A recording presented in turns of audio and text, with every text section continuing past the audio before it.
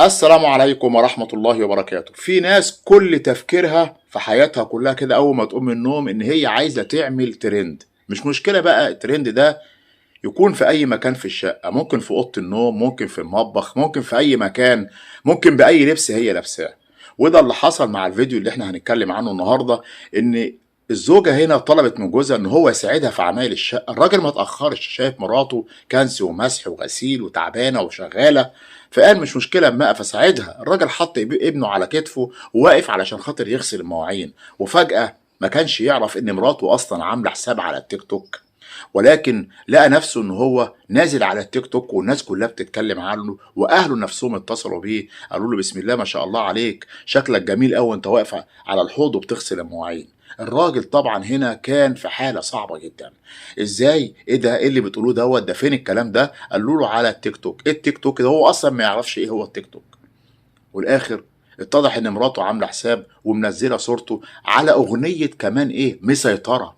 يعني ان انا مسيطره عليك، ان انا مخلياك، بص مخليها جوزي بيعمل ايه. هنا الزوج بدون اي تفكير طبعا ادى مراته الجائزه الكبيره، طلقها في ساعتها على طول. ليه؟ علشان خاطر انت فضحتيني. فضحته. طب انت شايف ان اللي عملته ده صح ولا غلط؟ الزوجه هنا لما تطلع سر بيتها بره يبقى غلط. تبص تلاقي الواحده من دول في الافراح دلوقتي، الاول كانوا بيجيبوا رقاصه، ده اللي كنا نعرفه في الافراح. دلوقتي لا، في الفرح اهم حاجه بقى ان العروسه تعمل ترند. هي اللي هتقوم بكل الواجب، هي اللي هترقص، هي اللي هتلبس فستان كانه مش فستان، كانه قميص نوم، تطلع صدرها بره وتبين رجلها وتعمل كل حاجه وترقص، وتعمل كمان فقره بحيث ان هي وعريسها كانهم عملوا حاجه جامده قوي فيبقى ترند وانتشر. زي العريس مثلا اللي اتخطف في الفرح. العريس اتخطف في الفرح والناس كلها شافوه هو بيتخطف، والاخر طلع ان هو ما اتخطفش ولا حاجه، ودي كلها حركه عشان خاطر يعملوا ترند، وان هم اصلا متجوزين ومخلفين وعندهم عيل. تمام.